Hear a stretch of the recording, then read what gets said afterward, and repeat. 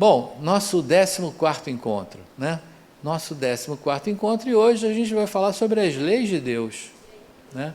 Que maravilha, né? Você sabe que quando eu penso nas leis de Deus, não sei se pode parecer algo assim semelhante para vocês, mas quando eu penso nas leis de Deus, eu penso quando a gente nada no rio, o rio que tem uma certa correnteza, e que se você quiser nadar contra a correnteza, você tem que fazer um esforço danado, não é fácil nadar contra a correnteza. E o pior é que você vai nadando e às vezes você afunda, bebe água, sobe de novo e vai e tem que fazer aquela força toda e é como, né, remar contra a maré. Então é difícil, não é fácil não. Mas se você, ao contrário, resolver nadar a favor da correnteza, aí é o contrário, né? Ela te leva, te empurra, você vai mais rápido lá para o seu objetivo, né? Então, quantas vezes a gente pode nadar a favor da correnteza? Nem sempre, mas isso é a sensação que eu tenho em você estar seguindo as leis de Deus. Porque quando você está a favor dessa correnteza, parece que você chega mais rápido ao seu propósito, ao seu objetivo, né? E quando não, e aí os nossos primos evangélicos, os nossos primos católicos, né? Eles dizem assim, quando você está em pecado, é porque você está nadando na contramão da correnteza, né? Você está indo contra a correnteza. E quando você está indo contra essa correnteza, você bebe água, você afunda, levanta, né?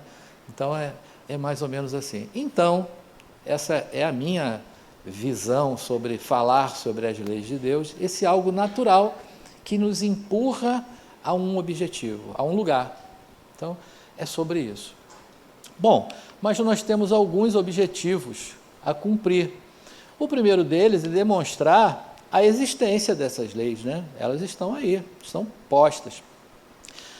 Bem como o seu funcionamento na sociedade. Então, essa é a tarefa principal. Para que a gente chegue a ela, explicar o funcionamento das leis de Deus e o seu alcance no espaço e no tempo. Demonstrar que as leis morais de Deus são instrumentos de harmonia universal. Também mostrar os seus níveis de percepção, né, para cada um de nós. Dizem que tem uma fala, né, uma fala até popular, que diz assim, que Deus perdoa os ignorantes, né? Por quê? Porque se você desconhece as leis, então você tem atenuado sobre aquilo, né?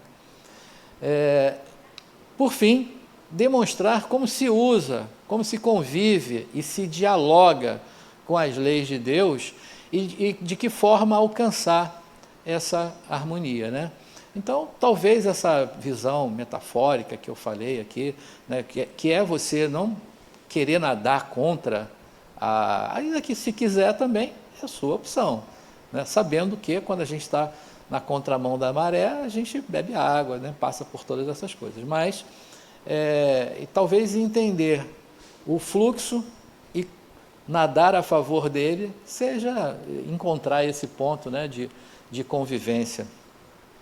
Bom, mas vocês sabem, nós estamos no curso básico de Espiritismo, né, que é o ciclo 1 da ULI, e o ciclo 1 ele é a base, o alicerce, e está pautado, claro, que nós prezamos muito e tocamos muitas vezes, né? Eu até nas primeiras aulas, quando sou eu que estou aqui conversando com vocês, eu gosto de dizer assim, olha, nós temos normalmente dois públicos aqui. Um público, né, um grupo de pessoas, é aquele que já milita no Espiritismo há muito tempo, que já estuda o Espiritismo, que já tem, né, a gente até brinca, ó, tem espírita de carteirinha que está chegando aqui. Mas a gente tem um outro público, que são aquelas pessoas que estão começando agora. E aí tem uma infinidade de motivos que as trazem. Às vezes uma simples curiosidade, às vezes uma mediunidade desequilibrada, né, às vezes uma obsessão, sei lá, tem um monte de motivos que trazem as pessoas pela primeira vez aqui. E aí quando a gente encontra uma sala que tem esses dois públicos, qual é a melhor medida para que a gente coloque todo mundo na mesma página? É pedir àqueles que já militam, que já estudam, que já conhecem a doutrina, que estejam abertos ao novo. Porque nós faremos não só uma ampliação dos temas, dos conteúdos, como uma atualização também, é trazer à nossa realidade aquilo que está sendo falado há 160 e poucos anos, que é o que a doutrina, que esse jovem, que é o Espiritismo, traz.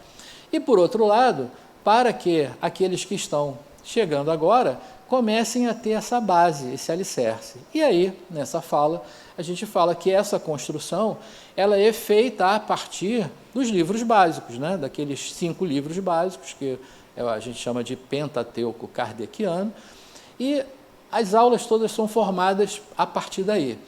Nessa ideia, nós já passamos falando sobre hoje as leis, mas nós falamos sobre Deus e falamos sobre a ideia de Deus em nós.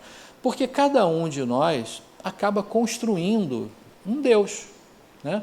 Eu mesmo dizia que era uma ideia, que Deus era um velho barbudo, que ficava sentado num trono, em algum lugar lá no céu, e ele ficava de lá dizendo assim, eu vou abençoar esse aqui porque ele é bonzinho, mas eu vou castigar aquele outro ali porque ele é mauzinho. E ele ficava de lá abençoando um e castigando o outro. Era a ideia de Deus que eu tinha, né? Depois eu fui mudando isso, fui transformando. Hoje eu tenho a minha ideia de Deus, mas é uma construção que cada um de nós faz. E aí, nesse primeiro capítulo, nesse primeiro momento lá, ele vai, da construção, né, do livro, vai dizer que são as causas primárias. Então, Deus como elemento do universo, a criação, o princípio vital.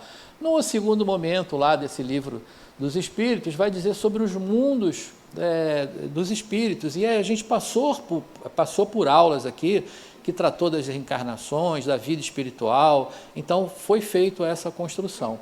Até que hoje a gente chega nesse momento aqui, é onde nós vamos falar sobre as leis morais.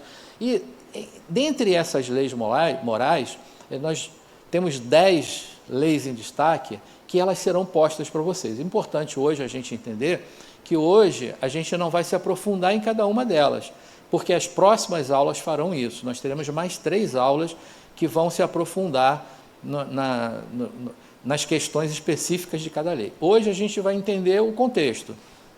As leis nos propulsionam numa direção e depois a gente especifica cada uma delas. Então, trabalho, conservação, sociedade, progresso, igualdade, liberdade, enfim, compõem todas essas leis morais. Eu perguntaria para vocês agora, o que é Deus para mim? Nós já acabamos de falar sobre a construção dessa imagem, mas o que é Deus? Aí eu sei que todo mundo vai dizer assim, não, Livro dos Espíritos, pergunta número 1, que é Deus? E aí qual é a resposta? Inteligência suprema, causa primária de todas as coisas. Não é essa a resposta, não, é para mim. O que eu penso a respeito disso? Quero ouvir vocês. Um de cada vez, está todo mundo ansioso para falar, todo mundo querendo falar ao mesmo tempo, um de cada vez. Vamos lá. Bom dia. Bom dia.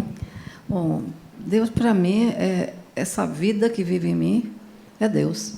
Então eu sinto Deus com uma presença dentro da minha carne, do meu espírito. Eu acho que Deus vive em mim. Certo? Então, se eu tiver eu sou orientada, certo? E conduzida por Deus. No momento que eu estou numa situação assim de tranquilidade, eu estou vivendo o melhor de Deus. Mas, às vezes, a gente se distancia um pouco com os pensamentos negativos, aí eu sinto que eu estou distante. Então, eu corro para mim mesma e converso comigo e tenho uma conversa com Deus, lógico, porque Deus vive em mim. Não quer dizer que Ele não está em todos os lugares. Eu procuro sempre alimentar com orações, reconhecimento das falhas, dos erros, peço orientação em tudo que eu faço, apresento tudo a Deus, mas não localizo Deus propriamente como se estivesse fora de mim. Né? Eu sinto isso dentro de mim. Legal. O que mais, gente? Cri, cri, cri. Não são só os grilos aqui que estão... Bom dia, gente. Bom dia. Bom, primeiro, é muito desafiador você não trazer Deus como uma pessoa, né? Para mim, sempre foi muito desafiador despersonalizar Deus, né? Como uma pessoa, como você trouxe aí o velhinho. Despersonificar. Despersonificar, desculpe. Porém, eu ainda não tenho um conceito, assim, eu não conseguiria explicar com palavras o que é Deus para mim, né? Mas quando a gente até olha para aquela imagem ali e o conceito de causa primária, né, de todas as coisas, é como se fosse, de fato, tudo que existe é Deus. E a gente vem, dentro da forma como a gente vive, a gente está mais próximo daquele equilíbrio que seria, né, o Deus. Deus seria como se ele fosse algo que equilibrasse tudo, ou mais distante. E a gente tivesse que aprender a viver mais próximo desse lugar do equilíbrio, né, que aí envolveria as leis. Então, assim, é algo abstrato, mas seria mais ou menos nessa linha aí. Legal. Eu agora viajei aqui, né? É o abstrato que é concreto, né? É o tangível que não é tangível, porque a gente sente ele em nós, mas ele não está. Enfim, legal. Bom dia. Bom dia. É engraçado, né? Quando eu vejo a palavra Deus, eu, porque eu estou nele e ele está em mim. E eu não consigo dissociar isso, mas eu consigo entender que eu estou nele. Pode parecer um pensamento infantil, mas esse pensamento me traz o amigo, aquele que está comigo porque eu estou comigo. Então, se eu estou comigo, eu não consigo dissociar ele de mim. Então, Deus, nesse sentido, passa a ser aquele companheiro de jornada, que puxa as orelhas, que dá risada, que diz, tenha calma, vá com calma, que diz, olha isso aí que você está fazendo, está certo? Está errado? E aí, nesse está certo, nesse está errado, eu encontro essas leis dele, não fora, mas em mim. E aí eu vou me permeando, ou me permitindo caminhar nesse rio que você falou, né? E quando eu penso em Deus, eu não dissocio das pessoas que estão aqui, porque se eu estou nele e ele está em mim, nós estamos todos, né, nele.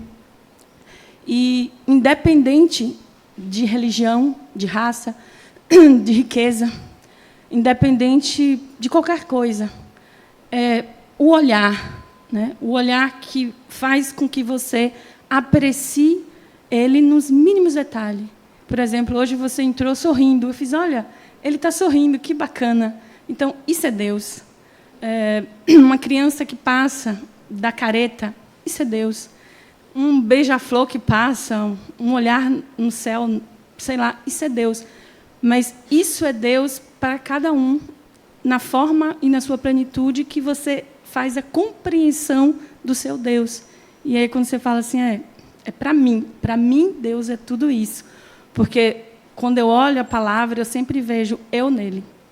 É meio filosófico, pode ser infantil, mas isso me faz acreditar mais em mim e no outro.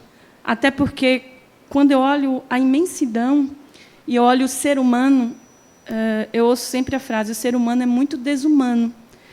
E eu não consigo aceitar isso. Eu digo, ok, ele é aquilo ali, então é Deus.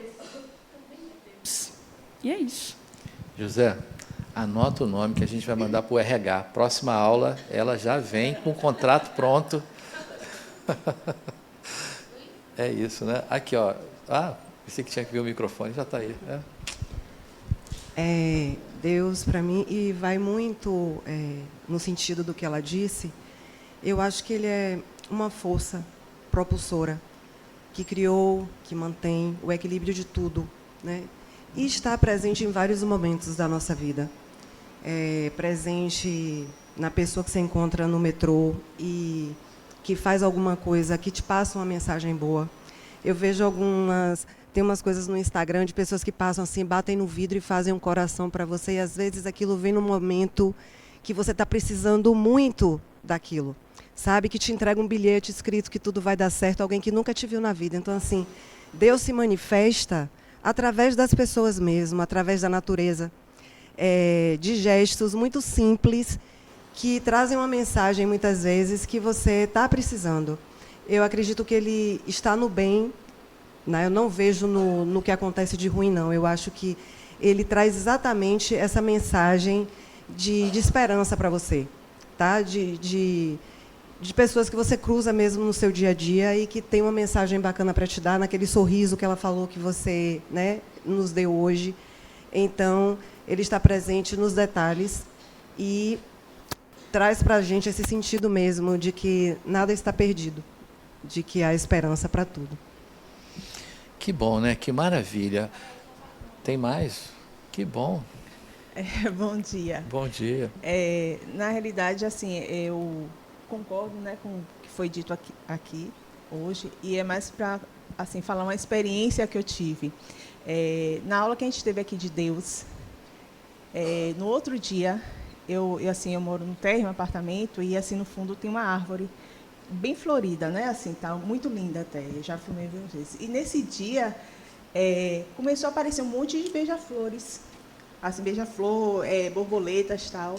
Aí assim, o que é que eu fiz? Eu abri a janela, sentei no chão, fechei os olhos e comecei a ouvir as vozes dos pássaros, e aí vi as borboletas. Eu até filmei isso. Eu falei assim, meu Deus, isso é Deus, sabe? E foi uma coisa assim tão boa, assim, sem a gente esperar.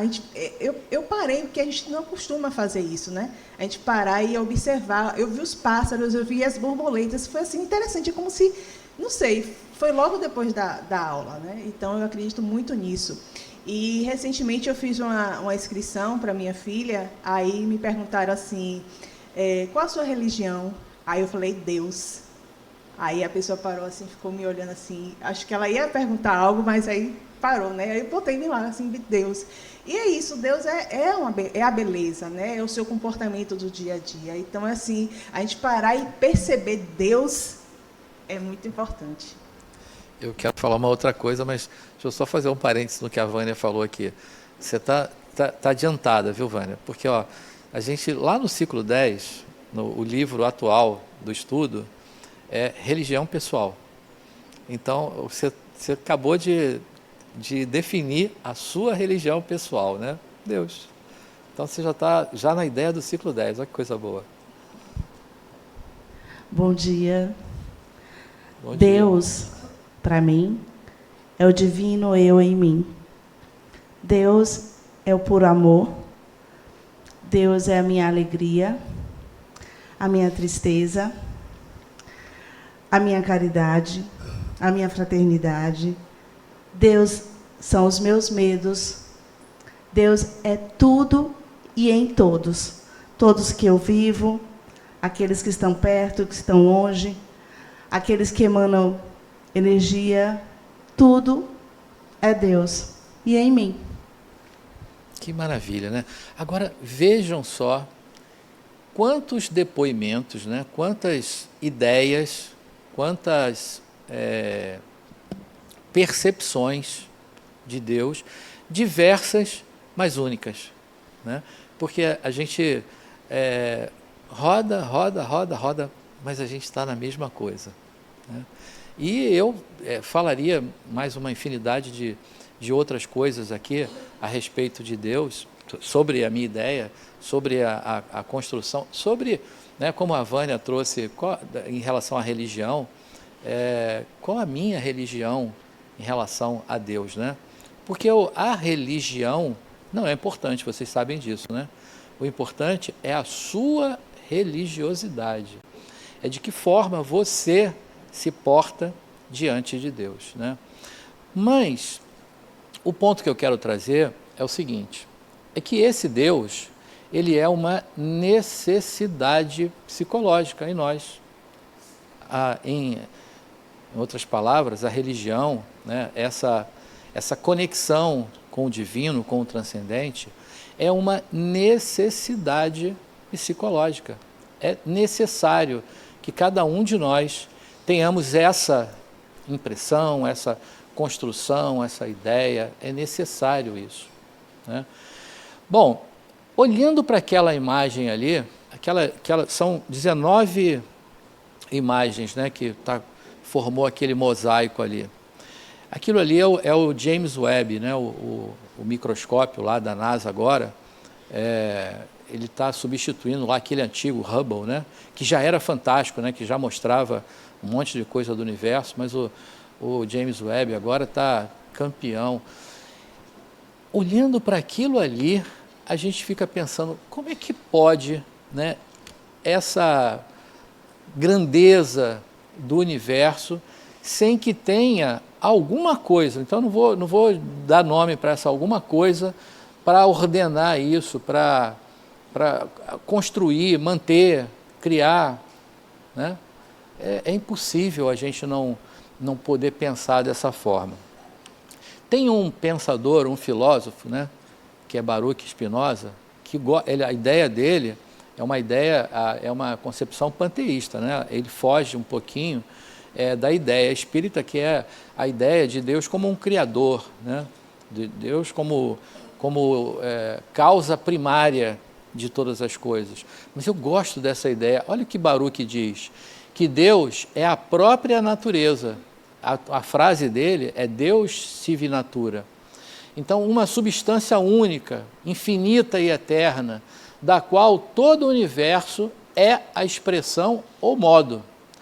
Conhecer Deus significa conhecer as leis e as relações de causa e efeito que regem o universo.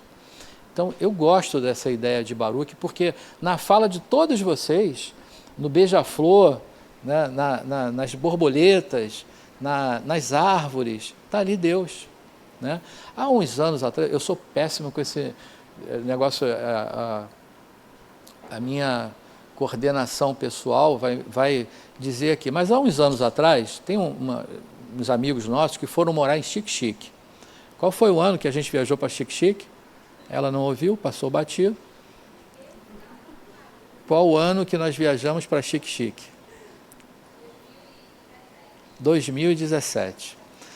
Foi aniversário de 15 anos da filha desse casal, nossos amigos, e a gente não podia deixar de ir. E foi, primeiro, uma aventura, né? Porque de carro daqui para Xique-Xique é chão, né? Então foi uma aventura. Aí o nosso amigo lá, a gente não sabia, primeiro nós nem somos daqui, mas a gente, GPS hoje leva você em qualquer lugar. Colocamos lá no GPS e aí, toma ali estrada, e nada de chegar. E a gente ligou lá para o Nino, né, que é o meu amigo. Aí ele falou assim, olha, quando vocês verem um cara com uma roupa toda vermelha, com um tridente na mão e apontando para cá, é ali, que é Xique-Xique. Aí a gente, um calor que a gente estava já, né? Meu celular, até foi a primeira vez que aconteceu, ele apareceu lá um símbolo de temperatura e colocou que ele apagou porque estava quente demais. O celular, você vê que lugar é esse, né? E aí, enfim, a gente chegou. Mas quando estávamos lá, ele levou a gente para as cidades próximas ali, as regiões, e a gente olhando aquela... Não tem como ver Deus em tudo ali, né? Umas formações rochosas maravilhosas. Aliás, sabe qual foi o souvenir que a gente trouxe de lá? A gente foi lá para a beira do rio e a gente trouxe aquelas pedras do Rio São Francisco. Então, eu tenho uma pedra do Rio São Francisco na minha... Olha que coisa, que energia que tem naquilo, né? É Deus que está ali, né? E na estrada, a gente vendo aquelas formações rochosas, é Deus que está ali. Então, não tem como a gente se dissociar dessa energia, né? Aliás, é inapropriado falar assim dessa energia, porque Deus não é energia, mas é a forma com que a gente tem para expressar isso. E aí, olha essa orla ali, não é Deus que está ali também? Então, enfim, não tem como a gente tá fora dessa organização. Bom, agora vamos ver como isso age em nós, como nós atuamos em relação a isso, né? Então, lá na pergunta 618 do Livro dos Espíritos, diz assim, as leis divinas são as mesmas para todos os mundos. Depois que a gente viu lá aquele microscópio lá, o James Webb, 19 galáxias que ele já catalogou, 19 galáxias, isso aqui na nossa redondeza, né? Nossa periferia aqui. Olhando para a nossa ali, aquela construção ali, vocês acham que seria funcional a ação das leis em qualquer lugar? O que vocês acham? Sim ou não? Sim?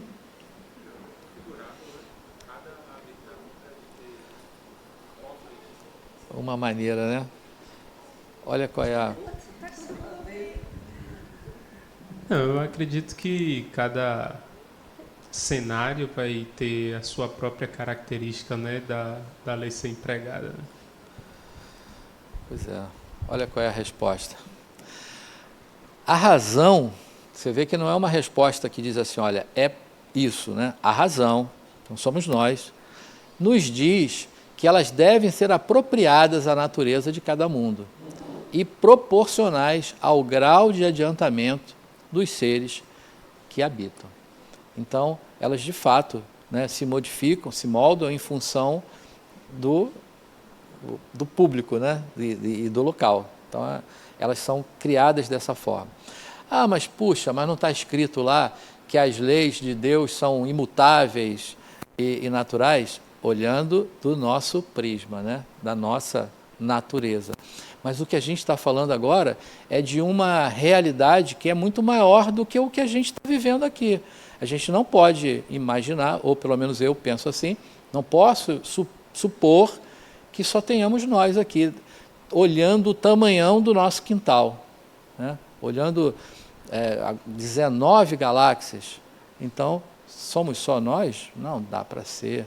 Então, tem que ter uma apropriação dessas leis para cada região. Quando Cristo nos trouxe a sua fala, a sua ideia, né, a sua vivência aqui, ele nos situou, né, ele situou o ser humano no mais alto patamar, retirando da inferioridade em que era colocado pela tradição religiosa, considerando o mais legítimo herdeiro do universo. Propôs uma revisão no entendimento das leis de Deus, visando libertar o ser humano da condição de réu, trocando-o pela natural e feliz beneficiário da vida.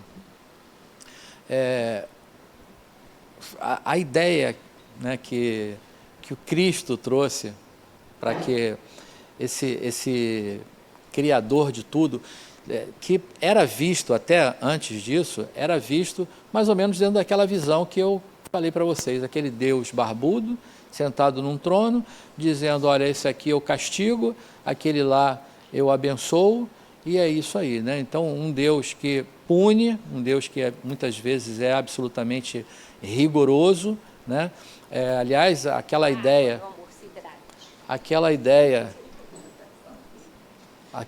do... Eu já falei que eu quero suco de laranja, um negócio de água.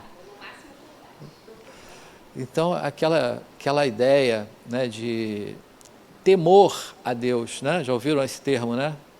Temor a Deus, porque você fica ali pianinho na direção correta, ou Deus vai te castigar, Ele vai te pegar. Tá? Então, na vinda de Jesus, Ele desconstrói essa ideia, né? Então, peraí, é amor, então não tem nada disso, vamos fazer uma outra aliança com Deus, né? Que é o amor. As pessoas falam dessa forma, né? Inclusive tem essa frase que se diz muito, né? Eu sou temente a Deus, no sentido realmente de temor. De né? temor, não somos nós, somos fiéis ao nosso propósito. Deus é que é fiel. Porque também pegaram um recorte só, não pegaram a frase toda. Mas enfim, olha quantas desconstruções a gente precisa, porque isso está no nosso dia a dia, né? O temor a Deus está no dia a dia, está na nossa fala. Então, ainda, né, sobre as leis de Deus divinas e naturais, na pergunta 626 diz assim, ó, as leis divinas e naturais só foram reveladas por Jesus e antes dele os homens já as conheciam pela intuição? É uma pergunta, né?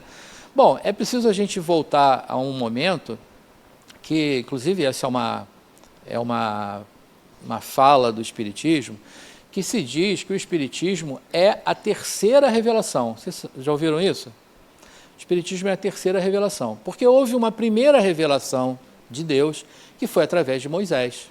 Então, Moisés trouxe lá na tábua, né, no decálogo, as leis, os 10 mandamentos, trouxe a primeira revelação de Deus. Depois Jesus vem e revoga, né? Ele diz, olha, vamos fazer uma nova aliança. Então foi uma segunda revelação, né, do amor, das leis de Deus. E por fim, o Espiritismo, que seria o Consolador prometido, né? Que Jesus falou, olha, virá um Consolador, que trará a revelação, enfim. Então o Espiritismo, a terceira revelação. Aí, na pergunta 626, né, ela pergunta, só Jesus trouxe essas leis, essa revelação, ou já havia algo nas mentes humanas? O que vocês acham? Acha que sim, né? Quem mais? Concordam que sim? Até uma predisposição mesmo de cada um individual. Eu acredito que sim, até que seja uma predisposição de cada um, de forma individual, de acreditar ou não acreditar, mas essa intuição eu acho que já vem mesmo, em cada pessoa, então, desde aquela época. Olha, deixa o Bruno falar, depois eu... Só para contribuir, né? Eu acho que a necessidade do ser humano ser sociável, ter a necessidade de viver em grupo, né? Fez o despertar justamente de desenvolver algo que harmonizasse essa convivência, né? Pois é. Eu ia falar que na construção, os teóricos da psicologia que construíram lá o mapa, né, da mente humana, colocaram estruturas lá, começou em Freud, depois Jung detalhou isso, definiu e nomeou, né, estruturas funcionais que são chamadas arquétipos. São estruturas que estão lá, dos primórdios da formação da mente, elas estão lá. E dentre essas estruturas, tem uma principal, que é o arquétipo do si mesmo, né, que é o self, a imagem do espírito, sou eu, né? Tem uma outra, que é logo segunda importância, que é o materno. Vejam que o paterno vai aparecer lá na frente. O materno é logo um dos primeiros e principais arquétipos. E em seguida, é um arquétipo chamado Imago Dei. A Imago Dei é a imagem de Deus em nós. Isso faz com que a gente entenda que isso está a priori na formação da mente. Isso faz com que a gente entenda que lá nos primórdios, quando nós ainda habitávamos as cavernas, caía um raio e aí a gente se portava de que maneira? Isso é Deus. Então, vamos cultuar idolatrar de alguma forma aquilo que está acontecendo. Então, os fenômenos da natureza eram tratados, né, como divindades. E assim a gente passou toda uma trajetória, que a gente viu isso lá na aula 2, hoje eu estou só refrescando, né? Então, toda uma trajetória de idolatria, né, de submissão também, né, a isso. Por quê? Porque isso faz parte da construção da mente humana. Ele está lá, a imagem, né? Então, admitir isso em nós é trazer o conforto de conviver com a criação, com o divino. Bom, a resposta é não, né? Dissemos que elas estão escritas por toda parte, não dissemos que elas estão escritas por toda parte, todos os homens que meditaram sobre a sabedoria puderam compreendê-las e ensiná-las desde os séculos mais remotos, né? Então, a reafirmação de que não, porque isso já permeia as nossas mentes desde sempre. E aí, olha em outras culturas, como é que, quando o próprio Moisés trouxe a ideia do Deus único, foi um Deus que reuniu características de diversas outras ideias em relação a Deus. Se a gente pegar lá na mitologia grega, lá no panteão grego, se você reunir todos os deuses, eles vão reunir a ideia do Deus único. Se você pegar na mitologia nórdica, você vai encontrar a mesma coisa. Se a gente pegar aqui nessa ideia hindu, né, essa ideia trina, né, de Brahma, Vishnu e Shiva, Brahma é o Deus da criação, é aquele que cria tudo, né? Que é uma característica do Deus que nós pensamos. Então, Brahma, o Deus da criação, responsável por dar origem ao universo e a todos os seres vivos. Mas Vishnu, então, uma vez que Brahma constrói, Vishnu mantém, né? Ele vai ser co-criador com Deus. Olha, não é a ideia de que nós, espíritos, né, quando estamos no nosso desenvolvimento, na nossa evolução, a gente passa por aquelas 3 etapas didáticas, né? Espíritos imperfeitos, bons espíritos e espíritos puros. Quando a gente chega a espírito puro, significa que você já se despojou de todas as vicissitudes que a matéria pode oferecer, de todo o aprendizado que a matéria pode te oferecer. Então você já chegou ao nível máximo, ao nível da felicidade, da perfeição. Você passa a ser co-criador com Deus. Então, mantenedor do universo, né, dos mundos, etc. E, por fim, então, esse é Vishnu, né? O Deus da preservação, é o responsável por manter a ordem e o equilíbrio do universo. Mas nada novo se constrói se não algo tiver sido destruído. Então, dentro das nossas leis, né, das leis que hoje nós admitimos, né, a gente vai ter uma lei da construção, a gente vai ter uma lei do trabalho e a gente vai ter uma lei da destruição. Então, Shiva é o Deus da destruição, ele é o rei das mudanças, ele destrói, dá lugar para que o novo floresça. E esse Deus, claro, né, a gente está trazendo uma ideia para as nossas reflexões, é aquele que nos possibilita estar aberto ao novo. Porque é preciso que todo dia a gente desconstrua algo em nós para que um outro algo novo possa ocupar o espaço, né? Sem que a gente esvazie ou que a gente desconstrua algumas ideias, alguns conceitos, né? Algumas ações, atos, e isso dentro daquela construção do que eu penso, do que eu falo e do que eu faço, né? É preciso que a gente dê espaço para isso. Aliás, uma das falas, eu hoje mesmo, um pouco mais cedo, acabei de falar que a ULI ela tem isso como uma questão importante, né? Que é a questão da atualização. As questões, principalmente a atualização de linguagem, né? Então, existem muitas coisas que não é dizer que o Espiritismo está dizendo que está errado, não. Está certo, a gente só precisa contextualizar, a gente precisa adequar a nossa realidade. Não dá para a gente ficar dando uma referência de algo de 2 séculos atrás, né?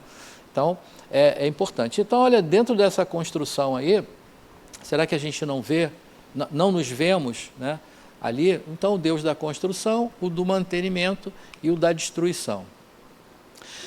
As leis de Deus, há uma pergunta até comum, diz assim, mas afinal, onde essas leis estão escritas?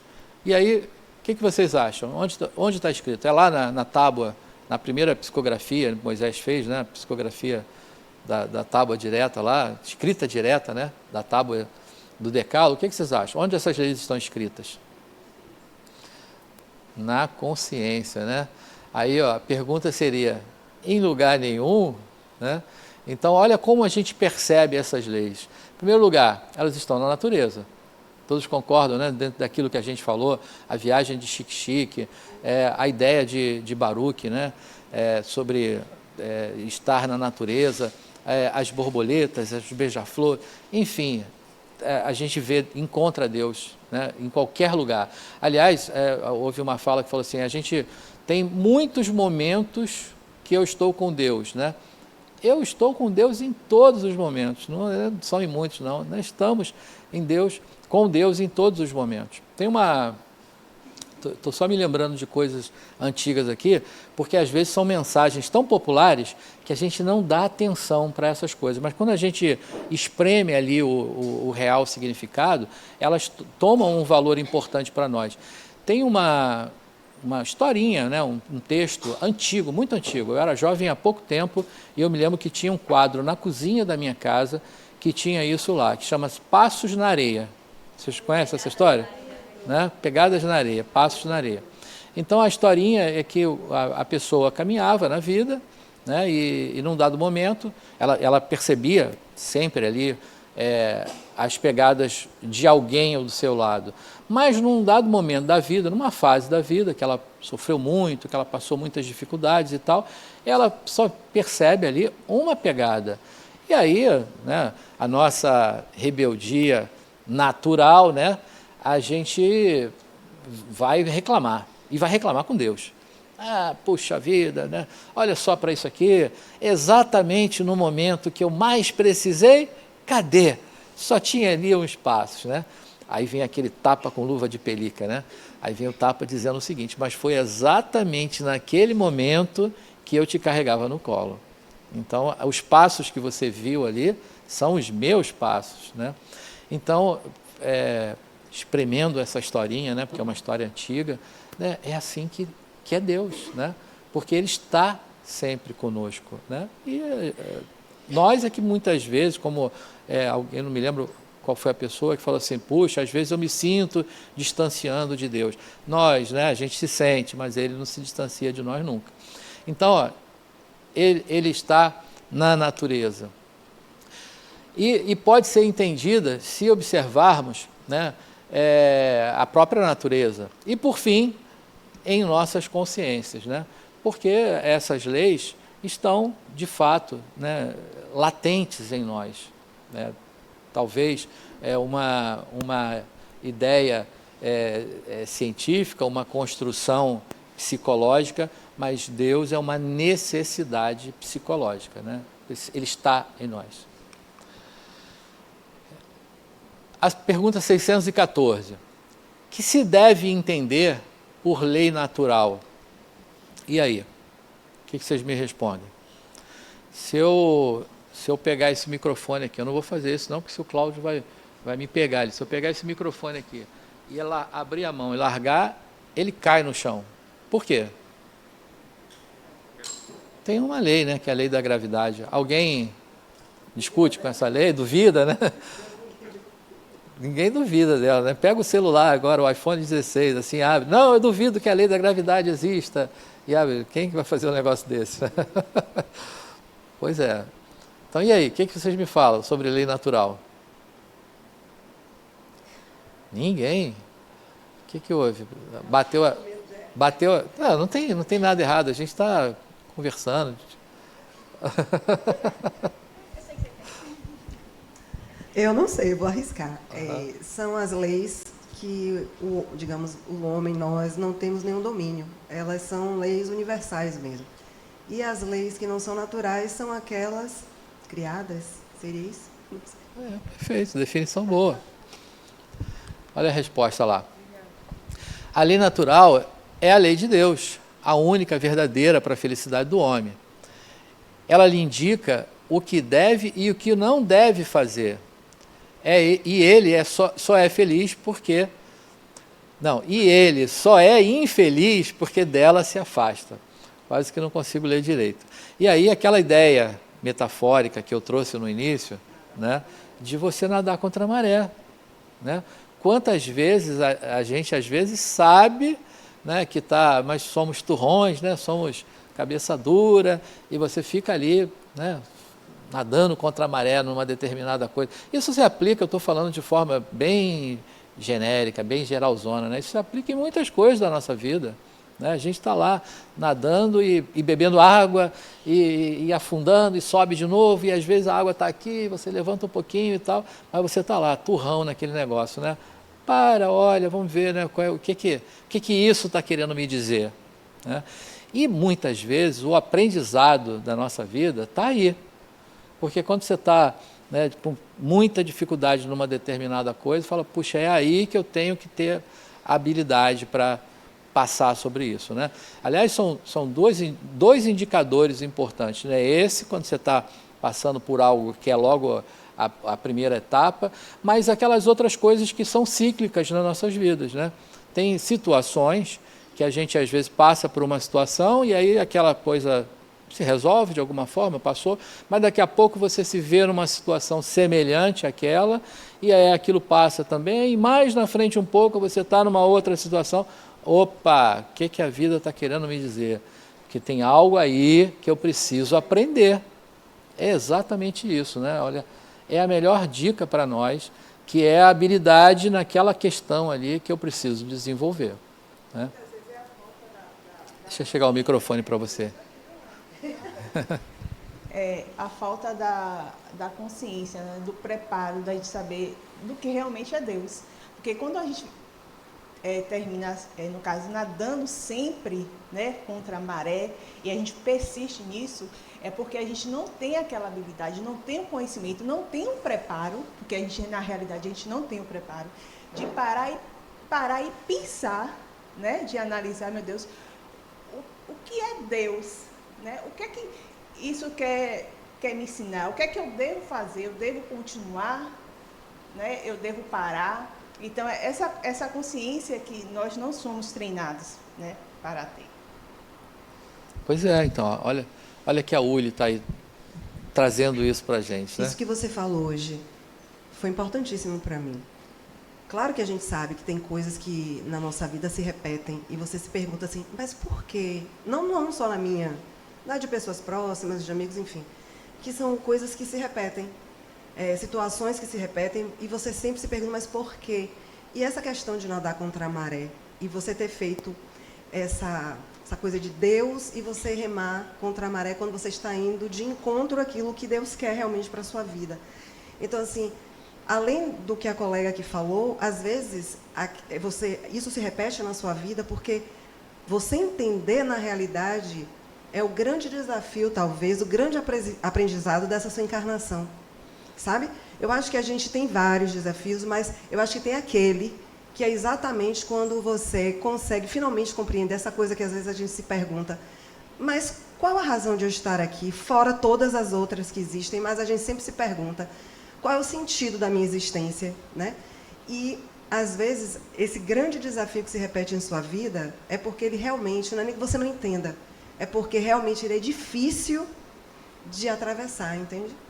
E isso que você falou assim para mim hoje foi muito importante. Pode ter certeza que eu vou sair daqui hoje, por causa dessa comparação que você fez, uma pessoa diferente em relação a certas coisas. Lhe agradeço, viu? Que coisa boa. Então, mas olha, deixa eu pegar um ponto que você falou importante. Quando essas coisas acontecem, né, e algumas vezes elas vêm de forma cíclica, porque elas aparecem e se resolvem de alguma forma, ou não se resolvem, mas você passou, e depois ela aparece de novo, e assim a gente vai passando por situações semelhantes. E isso a vida está dizendo para você, olha, ganhe habilidade nessa questão. Só que a nossa pergunta, esse é o ponto que eu vou trazer, é que mas por que isso está acontecendo comigo, né? Se a gente mudar essa pergunta, para que isso está acontecendo comigo?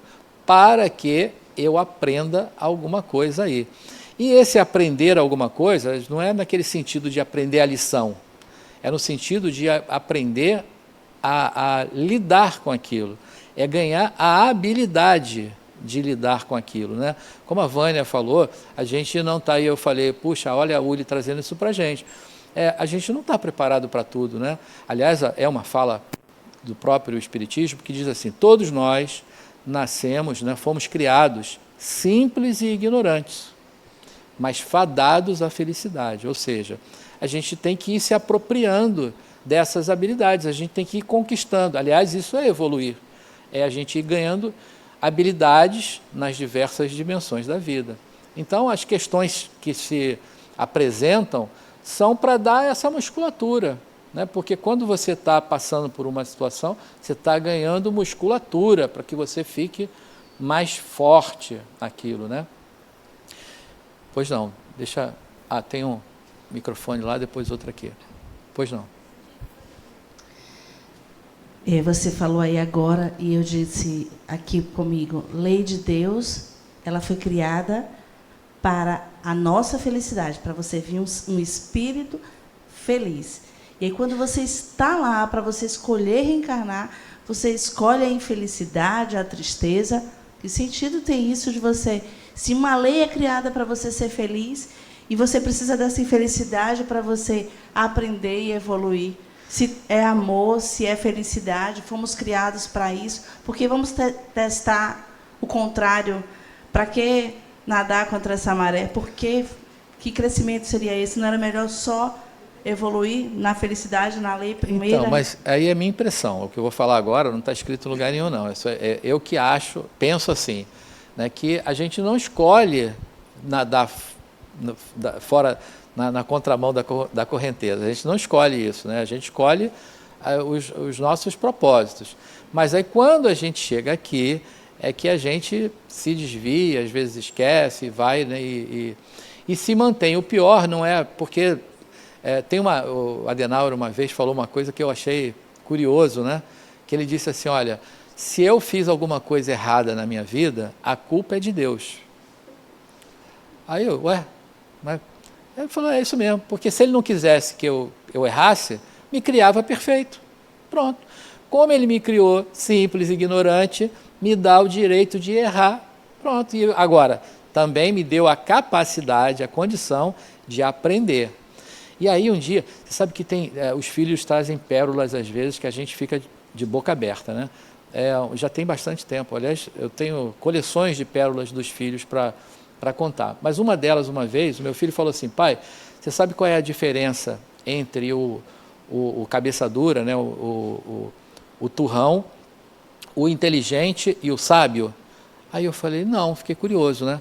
Aí ele falou, olha, o que é turrão, lá o cabeça dura, ele erra e não aprende com o erro. O inteligente, ele erra e aprende com o erro. O sábio, ele nem erra, ele aprende com o erro do outro, né? Então, esse é o sábio, né? Então, a gente... Ninguém sabia, né? Pois é. É porque os meus filhos, eles herdaram a beleza, né, da mãe, mas a inteligência do pai. Se meteu na aula, agora escuta, né? Oi. Deixa. Tá ali o microfone, desculpa. Luiz, eu quero te fazer uma pergunta. Pois não. E eu acho que, às vezes eu acho que essa pergunta tem a ver, a minha dúvida, tem a ver com um pensamento do Deus punitivo, né? Mas eu queria ouvir a sua opinião. Às vezes eu entendo que o que você quer alcançar é algo bom, né? Teoricamente bom. Mas a motivação que faz com que você queira aquilo parece ruim. Isso tem a ver com conquistar ou não conquistar? Tipo assim, a motivação é ruim e Deus não vai te permitir. Parece uma visão do Deus punitivo, né? Mas, por outro lado, você imaginar que você pode realizar qualquer coisa se você tiver habilidade. Às vezes você tem habilidade técnica para estar naquele lugar. É a mesma profissão, por exemplo. Então, eu estudo para tudo que eu posso estudar para ter aquela habilidade profissional. Mas aquele acontecimento, aquele lugar não chega, né? Aquele status de estar naquele lugar não chega. Isso teria alguma ligação com a motivação com que eu tenho de estar lá? Ou nada a ver? Deixa eu falar um pensamento primeiro. Pode ser que você chegue à conclusão, porque eu acho que essa resposta vai ser uma construção sua. Mas, olha, eu penso assim, inclusive algumas falas nossas, do dia a dia, né, eu mesmo me pego falando algumas coisas nesse sentido, né? Por exemplo, se Deus quiser, eu vou chegar lá. Você acha que Deus não quer? Quando é que Deus não quer? O tempo todo Deus quer. Agora, então não existe esse negócio se Deus quiser, porque Deus quer o tempo todo. Agora, eu preciso criar os meios para que isso seja possível. Então, aí é a minha parte, né? Aí tem uma fala que eu me aproprio dela, que diz assim, a cada um passo que você dá na direção de Deus, Ele dá 10 passos na sua direção. Ou seja, faça a sua parte, que Ele vai fazer a dele. Se eu ainda não conseguir chegar ao lugar que eu gostaria de chegar, é porque eu ainda preciso construir habilidades, talvez, ou precisa desconstruir alguns limitantes, né? Tem uma imagem, aliás, vou dar spoiler para vocês do ciclo 9. A primeira aula do ciclo 9, você está 4, né? Então, eu posso contar, porque até lá você já esqueceu. E do pessoal do curso básico até lá já esqueceu. Primeira aula do ciclo 9, a aula número 1, eu trago uma imagem lá, que é uma imagem de um elefante com a pata amarrada com uma corrente. E aí eu pergunto para as pessoas o que aquela imagem traz a ideia. E todo mundo fala, puxa, está preso, está limitado, não sei o quê. Aí eu conto a história da imagem. Sabe qual é a história? É que quando o elefante, naquela época que circo usava animais, né, hoje não pode mais, mas quando tinha animais, o elefante chegava pequenininho no circo e eles botavam uma corrente para limitar ali, para ele não ir para longe, para não fugir, ele ficava com aquela corrente. E quando o elefante ele é bebezinho, aquela corrente segura ele. E aí ele com aquela corrente ali, ele para e tal. Só que o elefante cresce, mas a corrente é a mesma. E aí ele, depois de crescido, ele poderia ali, numa pedalada ali, ele arrebentar aquela corrente. Mas sabe o que aconteceu? Ele se condicionou, desde criança, que aquela corrente trava ele. E ele cresce achando que ele tem aquele limite, ele não consegue ultrapassar aquele limite. Talvez tenha alguma semelhança com as crenças limitadoras que nós colocamos na nossa vida, né? Às vezes você está pequenininho ainda e as pessoas falam, olha, é dessa forma ou daquela, a gente veste essa carapuça e traz ela para a vida. E isso passa a ser o limitador da nossa vida. Então, se não tem nenhuma crença limitadora no meio do caminho, né, basta que a gente, porque não tem Deus não querer, ou Deus, não, isso não é porque não tem isso. Deus sempre quer tudo, Ele quer que você seja feliz. E Ele vai proporcionar a você todos os meios, todos os caminhos para que você seja. Agora, as nossas escolhas, às vezes, nos levam por caminhos que vão de contramão da maré. Aí a gente rala, sofre. Mas também, mesmo, você vê que não tem todos os... Olha aquela fala de Roma, né? Todos os caminhos levam a Roma, né? Todos os caminhos. Mesmo que você esteja, naquele momento, fora da correnteza, sabe o que vai acontecer? Você vai ficar muito forte, porque nadar contra a correnteza te dá musculatura. Então você vai, porque uma hora você vai chegar. Então vai chegar e vai chegar forte. Então, é só um pensamento. Agora, não sei se ele responde a sua pergunta, mas eu imagino que ele vai te dar reflexão para que você construa a sua resposta.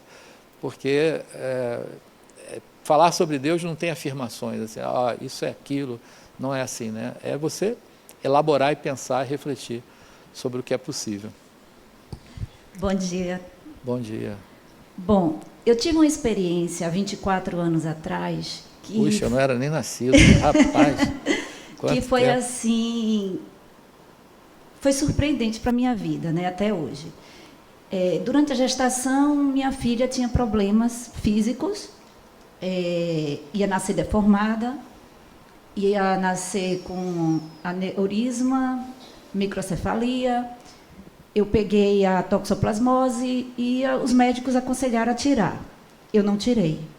Eu orei, mas orei, eu dormia e acordava orando, pedindo misericórdia a Deus. E minha filha nasceu perfeita. A doença ficou na placenta. Os médicos disseram que foi milagre, que não existe a criança ser gerada na placenta e nascer normal. Porém, com 3 aninhos de idade, foi descoberta uma doença nela, uma doença crônica. E o que foi que eu fiz? Eu ajoelhei e agradeci a Deus. Mas eu agradeci tanto que eu fui criticada pela família. Eu olhava para minha filha e eu agradecia a Deus por ela ter aquela doença. Era uma doença que ela ia poder suportar, ela ia poder correr, andar, estudar, viver normal, apenas controlar. Até hoje, vai fazer 25 anos, ela toma remédio, sofreu muito e sofre. Porém, depois disso, eu comecei a agradecer pelas coisas ruins que aconteciam. Como a colega falou ali, a gente vem ao mundo, teria que ser só coisas boas? Mas, se a gente parar para agradecer por tudo de ruim que está acontecendo naquele momento, porque poderia ser pior. E por que não agradecer? Obrigado, Senhor, poderia ter sido pior. Uma batida de um carro poderia ter sido fatal, poderia ter sido pior. Você corta um dedo, poderia ter perdido a mão, mas não perdeu. Então, eu aprendi a agradecer por tudo. E daí, eu passei a entender o significado daquilo, para que aquilo está acontecendo, e não por quê. Isso foi muito importante na minha vida e está sendo. Que legal, obrigado pelo seu depoimento. Bacana, né? Então, são uma forma né, boa, uma forma agradável de ver a vida, né, de estar com Deus nessa jornada, né? Eu acho que alguém ia falar outra coisa, não? Não, né? Bom, então vamos avançar um pouco mais aqui. As leis físicas, né, quando a gente falou lá então das leis naturais, e a gente entendeu que são aquelas leis... Ah, tá aí, eu sabia que eu tinha visto... Não, eu só falei depois que você já tinha terminado. Foi o seguinte, eu realmente acho que Deus tem as leis divinas, as leis de Deus, né? Mas só que muitas pessoas, né, acham que dependendo da vida que levam, quer que as coisas aconteçam com elas da mesma maneira que acontecem com aquelas que têm condutas completamente mais humanas, certo? Pessoas mais dedicadas, pessoas que sabem se relacionar. Eu sei que isso tem muito a ver com a parte psicológica, emocional de cada pessoa, mas eu não posso acreditar que se coloca um homem que se porta mal a vida toda, desde pequeno, certo? Tem aquela coisa que parece que ele já vem com aquilo, cresce, aí casa, aí trai a mulher, bate na mulher, e promíscuo para a vida toda. Então, de repente, esse homem ele chega a uma idade, as filhas rejeitam ele fica doente, com doença grave, certo? Já não pode mais exercer a profissão como antes. E aí ele chegou para mim e me contou o que é que ele fez na vida, inclusive com a primeira mulher, até com todas as outras mulheres que ele teve. Quando ele me contou, eu regalei o olho deste tamanho. Ele fez, será que eu estou pagando alguma coisa? Pô, aí é demais, né? Eu falei assim, meu Deus, olha, eu vou te dizer, eu não sou Deus para julgar ninguém, mas tudo que você fez, eu acho que tem que ter um retorno. Porque não é possível que a gente possa ser tão... agir de maneiras tão terríveis, baixas, vis, certo? Uma pessoa completamente prepotente, a vida toda tinha condição, tinha tudo, mas foi perdendo a coisa, porque ele continuava, ele não mudava, a coisa acontecia, chegava, ele era o dono da verdade, certo? Tanto que eu tomei um susto tão grande, que, meu Deus, como é que eu podia ser amiga dessa pessoa? Eu nunca soube disso. Mas foi quando ele ficou muito mal, ele saiu do sapato alto e contou. Eu fiz, olha, eu acho que só depende de você para você voltar a ter uma outra vida. Tudo isso que você tem, você fez tudo mais, você reconhece que não foi correto. Então, só depende de você. Eu acho que, para você mudar a sua vida, você tem que fazer alguma coisa. Se você não tem fé, certo? Uma pessoa que vive sem procurar fazer o bem, só faz o mal, como é que você vai poder receber? Que Deus é esse que vai dar tudo a uma pessoa que tem atitudes como essa? Como é que você medita isso aí?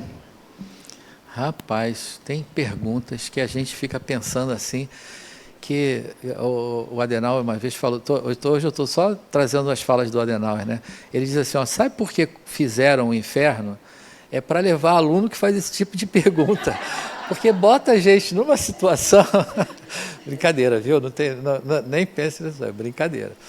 Mas deixa eu te falar, não sei te responder isso. Sabe por quê? Olha, tem um espírito amigo, aliás, é meu amigão, né? A gente de vez em quando está trocando reflexões. Ele é um frade. E ele, uma vez, me falou uma coisa, porque eu estava um pouco aborrecido com perdas, né? Perdas da vida, né? Coisas que você conquista e que perde. E aí, ele me falou uma coisa que é assim, que não há prejuízos para o espírito. Por mais que a gente, às vezes, passe duras penas para aprender, mas isso é em prol de uma melhora. O passo da humanidade não está ajustado. Tem pessoas que estão numa determinada etapa da vida que já têm uma clareza sobre a própria vida maior do que outras.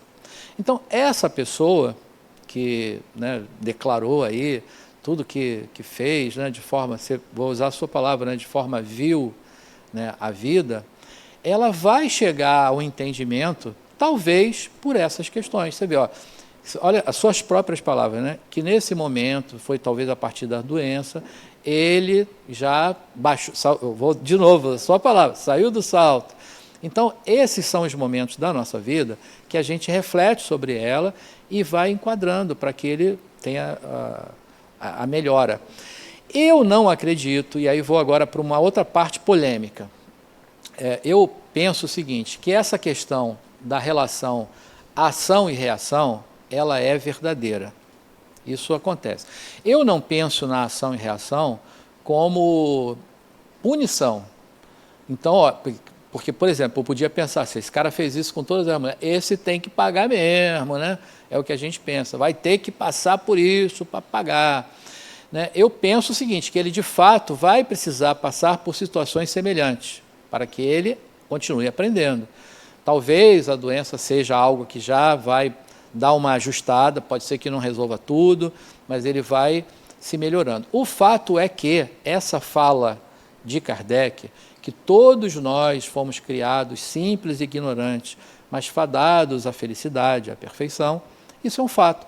Por que caminhos a gente vai chegar até lá? Talvez por caminhos diversos, diferentes, alguns avançando mais rápido, outros avançando não tão rápido assim, mas todo mundo vai chegar lá.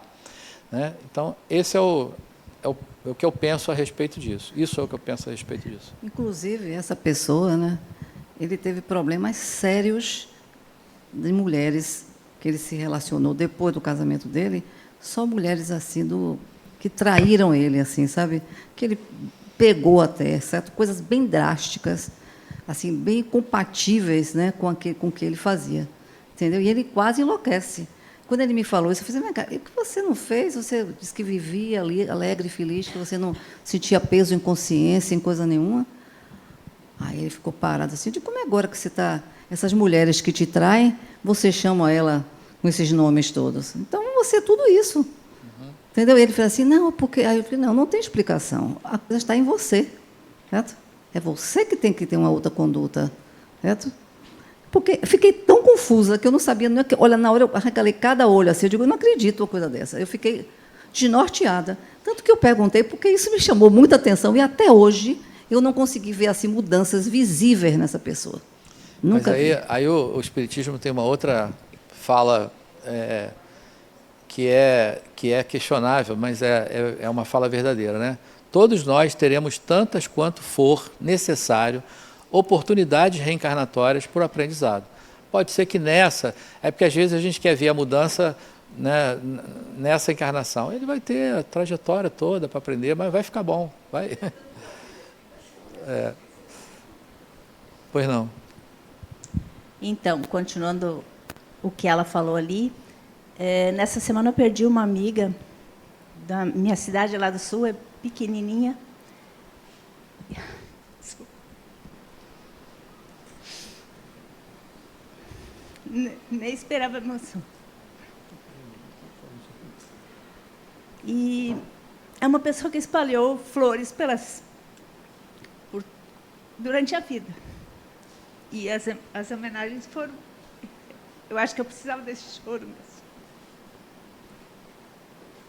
Só que hoje eu fiquei sabendo que ela criou um filho que usou droga, que deu muito trabalho. Uma psicóloga da maioria das pessoas da cidade. E ela não conseguiu resolver o problema da família. E hoje a minha amiga me contou que tinha marcas no corpo dela. Ela não morreu só de AVC. Ela perdeu o marido há um mês e agora o filho, alguma coisa fez para ela. Então, quando a gente fala que a pessoa prejudicou muita gente e talvez merecesse, por outro lado, a pessoa que plantou tantas flores teve tanto sofrimento também, sabe? Um sofrimento que a gente nem sabia. E como é que é a lei de Deus para tudo isso, sabe? Porque Deus criou para ser feliz e, às vezes, a pessoa tem uma dor tão profunda. Ela é psicóloga, que você falou, né? Psicóloga. Pronto, está salva. Já tem um lugar especial lá, não se preocupe. Brincadeira. Olha, eu não sei, de novo, eu vou falar, olha, a resposta para essa pergunta é uma construção que você vai fazer, baseado até em tudo que a gente está construindo hoje aqui sobre esse tema. Não sou eu que vou te responder isso, mas o que eu penso é que Deus não vai agir nem na dor, nem no sofrimento de cada pessoa, né? Mas Ele vai agir na construção desse caminho, que a gente está chamando de lei.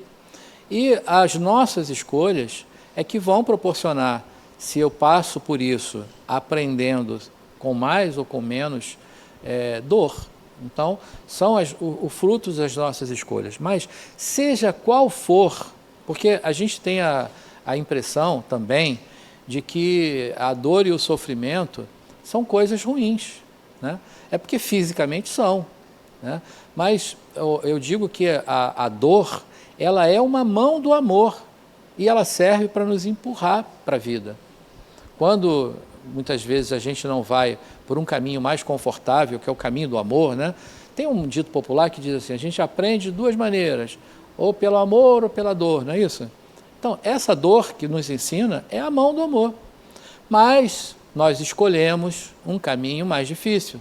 Aí a dor, que é essa mão do amor, te empurra para frente. Então, todos chegaremos a esse ponto de felicidade. De que maneira? São as nossas escolhas. Aí entra o tal do livre-arbítrio, né? Que dá de novo aqui, abre um portal para pano de manga, para a gente falar sobre ele. Porque todo mundo tem, mas pouca gente sabe usar, né? Aliás, ele é uma conquista evolutiva. Quanto mais você pode dominar, pode utilizar, melhor você utiliza também. Então, as nossas escolhas, às vezes, fazem isso. Não estou querendo dizer com isso que talvez ela tenha... Ninguém escolhe sofrer, não é esse o ponto, não. A gente escolhe o caminho. E o caminho, às vezes, oferece essas questões, né, mas que levam à felicidade de qualquer maneira. Então, a primeira coisa, quando você começou a falar da sua amiga, a primeira coisa que eu pensei, que veio na minha cabeça aqui, não se preocupe não que ela está bem. Então, foi a primeira coisa que veio na minha cabeça. Então, pronto. Tem mais microfone? Bom dia a todos. Bom dia. Sobre o que a amiga ali falou, sobre a questão, ela citou, né, do exemplo desse senhor que teve todo esse processo. Durante meus 20 anos de estudo da doutrina espírita, a única colocação que eu posso fazer sobre isso é: a vítima de hoje foi o algoz de ontem, né? Então, a nossa reencarnação que a gente passa hoje, a gente é a vítima. Mas quem será que a gente sempre foi a vítima lá atrás? Dessa mesma pessoa? Então, será que esse sofrimento que a gente vive com aquela pessoa hoje, será que a gente sofreu lá atrás ou a gente fez essa pessoa sofrer? Então me perdoe, eu esqueci seu nome. Fabiano. Fabiano?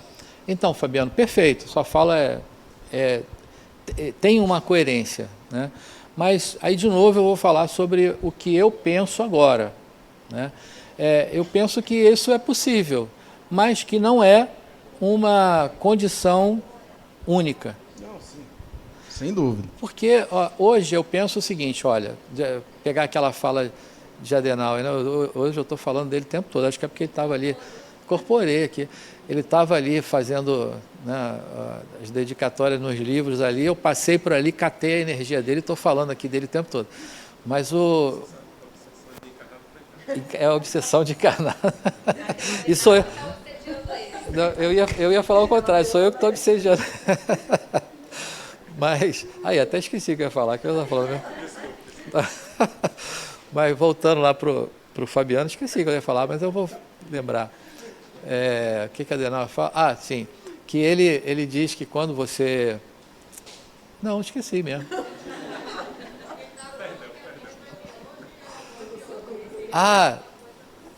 Então, pois é, a gente está se colocando. Aí eu falei que eu penso de uma forma, né, que se eu fiz alguma coisa errada no passado, aí eu lembrei agora de novo, tá vendo? Como é que é? Só pegar a conexão.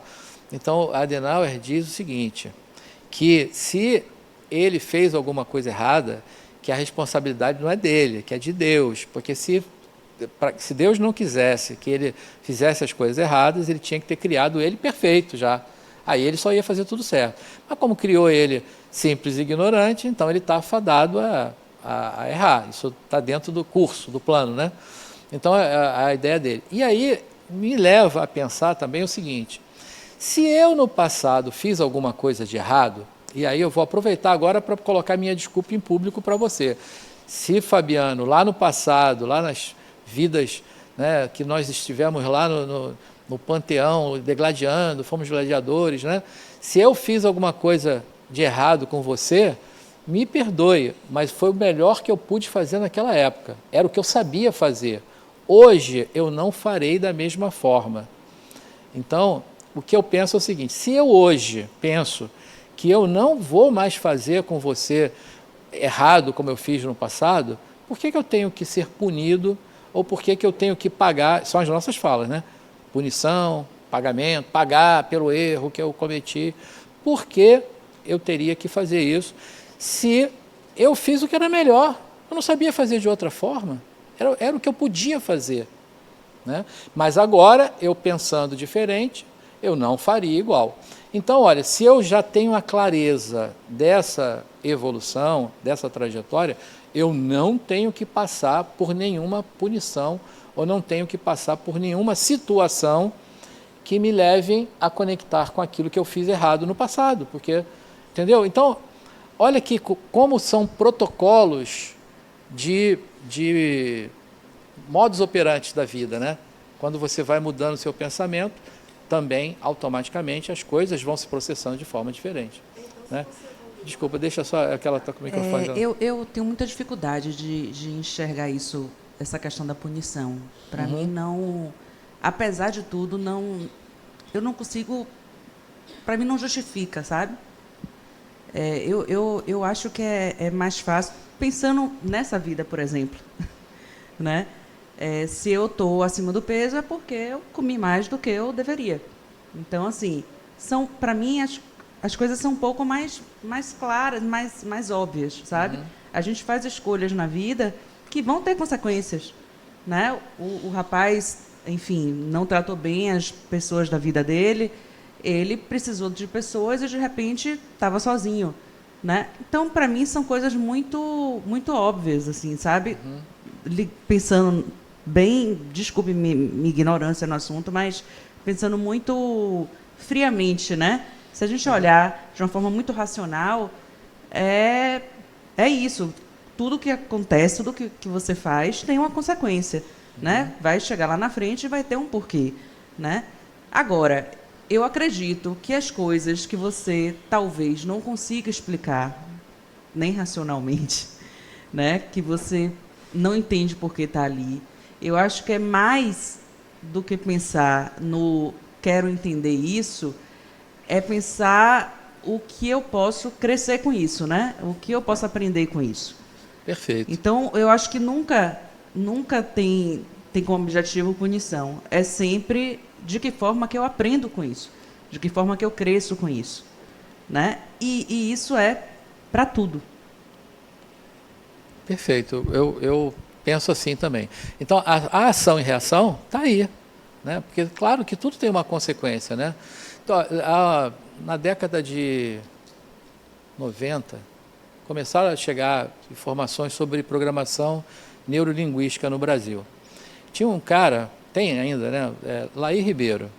Ele é um médico, um cardiologista, mas acho que ele foi o primeiro cara que começou a trazer sobre programação neurolinguística. Naquela época eu devorei tudo, eu adorava ler Laí Ribeiro, eu comprei todos os livros, eu comprei os vídeos dele, né? Tinha VHS e tal, e eu devorei tudo. Eu acho que eu trago hoje, de tudo isso que eu vi naquela época, uma fala dele, que ele diz assim: se você hoje não está feliz com o que está recebendo da vida, mude o que está fazendo. Então, a ação e reação está aí, né? Está nessa consequência, mas está nas suas atitudes, nas suas ações. Escolha bem a sua trajetória, né? Escolha bem a sua trajetória. Então, está aí para a gente pensar nisso. A ação e reação está aí, tá, mas a responsabilização ou o pagamento, não, você matou, agora você vai ter que ganhar um tiro na cabeça para você aprender. Não, aí eu não penso dessa forma, né? A ação e reação eu entendo dessa forma, mas não essa punição ou o pagamento, que é a nossa fala popular, a gente fala assim, né? Então, isso é que eu já estou tentando desconstruir da minha ideia. Quando eu fiz a colocação, é porque eu pensei no seguinte: às vezes Mas não está, viu, Fabiano? Não estou brigando, não está errado, não. Isso é um. Quando eu falei isso foi porque, assim, às vezes a reencarnação ela vem naquela família, com aquelas pessoas, para que erros do passado, de vida passada, possam te ser dê uma oportunidade de aprender aquilo que você fez mal no passado. Mas nem sempre isso acontece de dar certo. Às vezes acontece naquelas vagas lembranças de ter esse instintozinho assim de vingança, né? Então pode ser que nessa reencarnação aconteça isso. É isso que eu estou falando. Não perfeito. Não há regra. Mas está correto. Não tá, o que eu falei não está errado, não. Isso é um modus operandi, né? Às vezes com irmão e irmã, às vezes com filho, pai, mãe, etc. Marido e mulher, né? Pois é, a gente às vezes tem que ficar resgatando a pessoa do umbral há várias encarnações e tal. Isso acontece, essas coisas assim. Ih, rapaz, sujou. Estava aí, meu amor, não te vi, que coisa linda. Pois não. Então, o que você está querendo dizer é que nem sempre esse resgate, digamos assim, seria da mesma forma que aconteceu em outra encarnação. Por exemplo, você fala assim, mas se essa pessoa estiver em um outro nível evolutivo, mais ou menos isso, ela não passará por aquilo.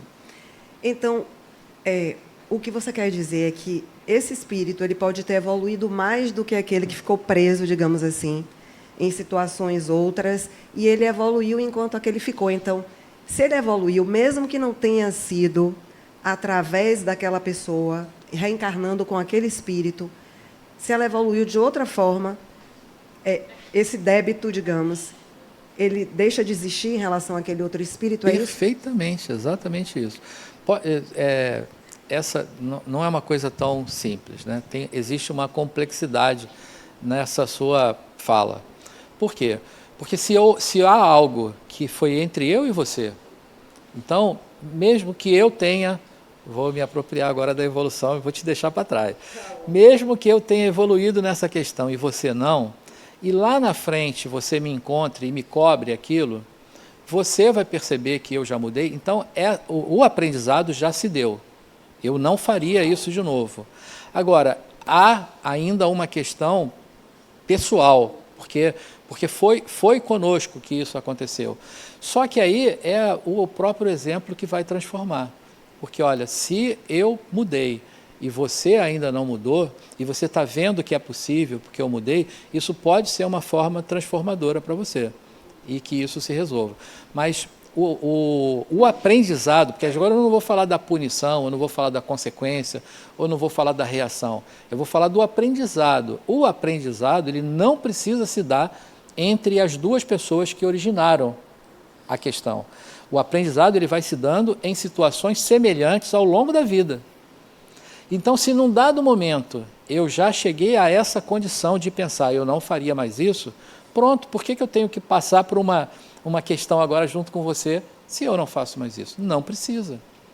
Mas há um condicionamento psíquico, né? Por isso a gente acaba tratando isso como um protocolo, uma forma de operar a vida. Se você acreditar que aquilo que você fez errado agora, você vai ter que pagar por isso, você vai pagar, porque isso se torna um protocolo real na sua vida.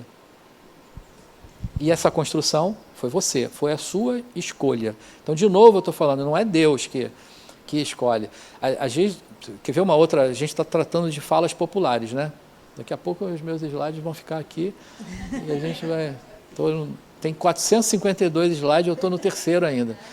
Mas, enfim, não tem uma fala que a gente fala assim, não, você tem que botar o joelho no chão, ora e pede para Deus para isso acontecer na sua vida. A gente não faz isso? Né? Fazemos. Agora, é Deus que vai fazer aquilo na sua vida? Não, sabe por quê? Porque Ele já quer, desde sempre. Já está posto ali que vai fazer. Naquela hora que você está botando o joelho no chão, você está criando em você a condição de realizar. Porque não é Ele que vai realizar para você, é você que vai realizar no caminho que Ele já botou posto para você. Então, essa inversão da nossa relação com Deus é fundamental. Porque, eu estou orando para Deus porque eu quero passar naquela prova. Tá bom, não estuda não, para você ver. Se você não estudar, não vai passar. E aí não foi Deus.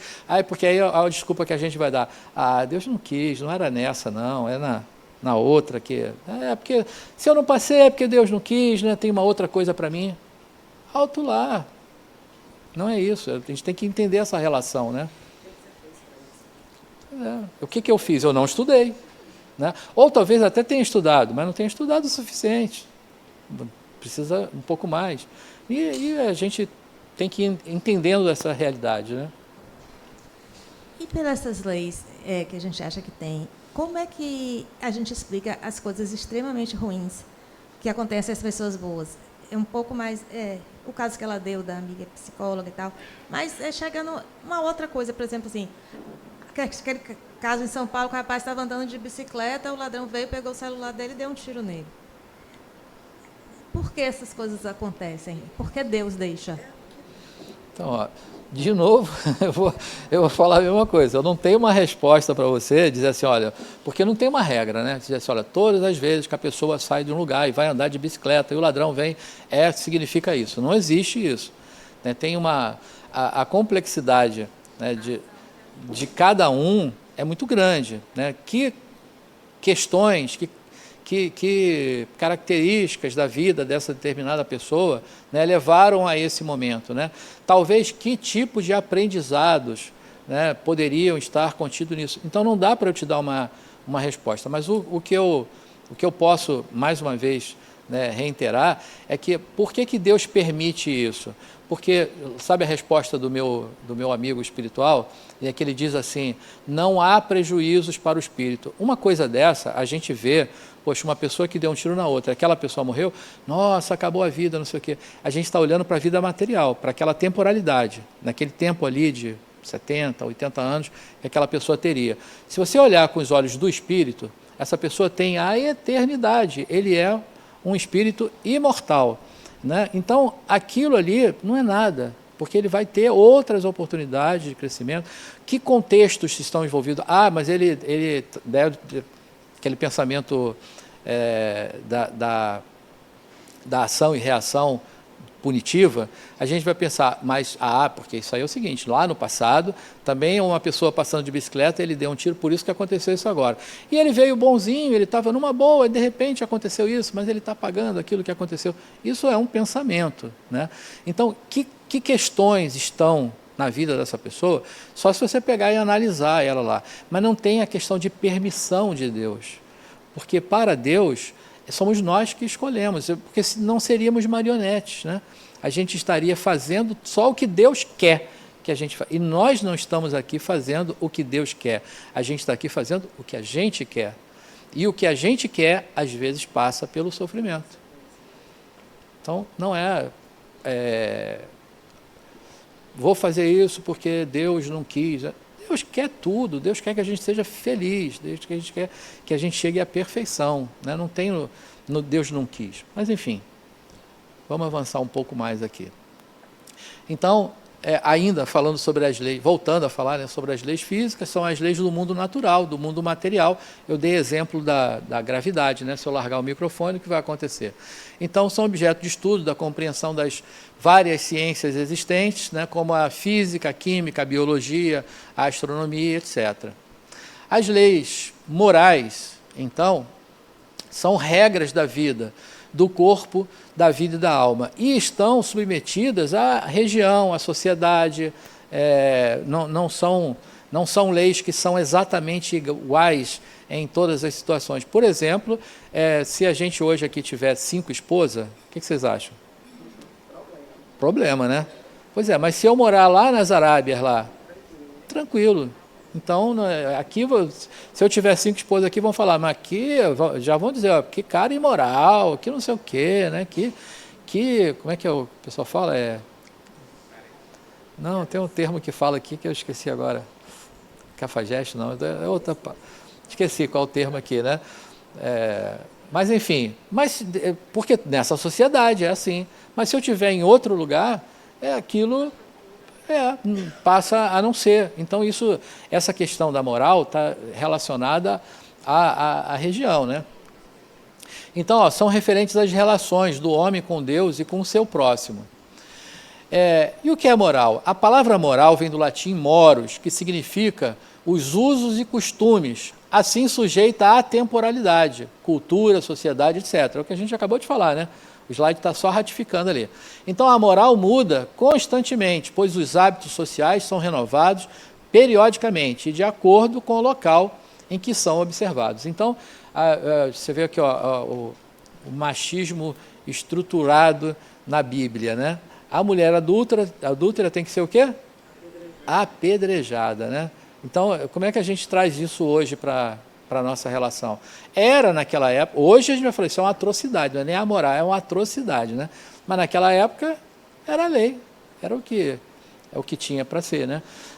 Na mitologia grega, sabe qual é a ideia a mulher não pode ter outra relação em hipótese alguma. O homem pode, desde que se a mulher que ele esteja se relacionando fora do casamento não seja casada. Olha que machismo estrutural ali, né? Mas isso, estou falando da mitologia grega, estou falando de uma ideia construída pelas pessoas, né? Que hoje não vale, não adianta a gente ficar pensando nisso aqui, hoje não vale. Então, essa ideia da moral, ela tem essa temporalidade. Já a ética independe de costumes ou da sociedade, pois refere-se a um estilo de atitude que procura refletir sobre o melhor modo de agir, que não abale a vida da sociedade, que não desrespeite a individualidade dos outros. Então, os caminhos que nós escolhemos, muitas vezes, passando por uma questão moral, nos leva a um aprendizado posterior. Então, por exemplo, uma pessoa que viveu muito tempo lá com um harém, né, de pessoas acreditando que quando desencarnasse ia encontrar as 70 virgens lá, né, o pensamento deles, aí vem para cá, numa outra sociedade em que o casamento é um a um, né, que não dá para ter, não é plural, que é um a um, aí começa a ter a vida dessa forma, é uma escolha que está se fazendo que vai levar a uma consequência dessa escolha, mas que não quer dizer que essa pessoa não vá chegar um dia ao seu objetivo. Ela vai chegar, passando pela dor, porque é uma escolha. Então não é porque Deus quer, é porque a gente está escolhendo isso. A divisão das leis morais, como eu falei para vocês, hoje a gente só vai falar sobre elas. E acho que a gente já fez muitas reflexões aqui interessantes. Mas nas próximas aulas a gente vai ter o aprofundamento de cada uma delas. Então, quais são essas leis, né? A lei da adoração, a lei do trabalho, a lei da reprodução, da conservação, da destruição, da sociedade, a lei do progresso, da igualdade, a lei da liberdade. Então, e por fim, né, a 10ª e talvez a que consolida todas as outras, né, a lei da justiça, do amor e da caridade. Então, essas são as leis que regem o nosso trajeto, né? É a correnteza do rio posto por Deus para nós e que a gente vai seguir segundo as nossas escolhas. Se a gente quer atravessar de uma margem para outra, a gente vai estar com uma correnteza mais amena. Se a gente quiser ir no sentido contrário do rio, a gente vai ganhar musculatura no braço, vai beber um bocado de água e vai, né, ralar para conseguir chegar. Se eu decidir, então, ir a favor a isso, que isso vai me levar a um lugar da felicidade, da perfeição, então são as nossas escolhas, de que maneira que você vai nadar. E a correnteza está contida ali. E aí, já indo para a reta final, sobre a lei da adoração, então o que ela é em nós? Ela é a conexão do divino que há em cada um de nós, né? Muitas falas, quando a gente perguntou lá qual era a ideia, né, o que era Deus para mim, então acho que foi quase unânime isso, que falou que o Deus habita em mim, né, que Ele está em mim. Então, é essa conexão do divino que há em cada um de nós. Então, existe uma energia que nos faz buscar Deus. Sim, e isso, inclusive, é uma necessidade psicológica. Está lá, a priori, um arquétipo, o imago Dei, né, que é a imagem de Deus em mim. Toda civilização adora de alguma forma. Se a gente pegar a história da humanidade, a gente vai ver que até aquele que fala assim, eu sou ateu, graças a Deus, né? Então, de que forma me conecto com o divino, seja ele interno ou externo, também fala de vocês aí, né? Se esse Deus em mim ou fora, a maneira que eu o vejo. Aí, a lei do trabalho, é a lei do movimento, tem até ali uma fórmula sobre o trabalho ali. É fundamental para o desenvolvimento e o progresso do espírito na sociedade. Todo e qualquer, quando a gente fala em trabalho, a gente não está falando apenas do trabalho profissional, daquele tipo de trabalho, né? Todo e qualquer movimento que seja em prol de algo útil é trabalho, né? Então, é fundamental para o desenvolvimento e o progresso do espírito na sociedade. Adquire novas habilidades, amplia o seu conhecimento. A lei da reprodução, que está lá na pergunta 686, sem a reprodução no mundo corporal, padeceria, o mundo corporal padeceria. Toda vida nasce através da reprodução. E aí, sem a reprodução, não teríamos novos corpos para que os espíritos pudessem se manifestar. E nem mesmo para os novos espíritos, aqueles que estão saindo da fase, né, estão saindo do forno, estão saindo da fase lá de princípio espiritual e vindo, né, para a condição de espírito, né, saindo lá Eu fiquei super feliz, vou de novo fazer outro parênteses aqui. Eu faço tanto parênteses que a aula vai... Né?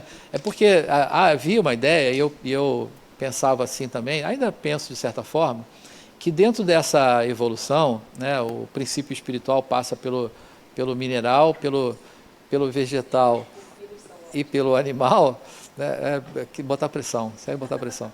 Né? Aí passa pelo mineral, pelo vegetal, pelo animal, e aí passa por uma transição que não tem mais na Terra, que é um elemento de ligação lá, para chegar ao homem, né, que é ao espírito em si.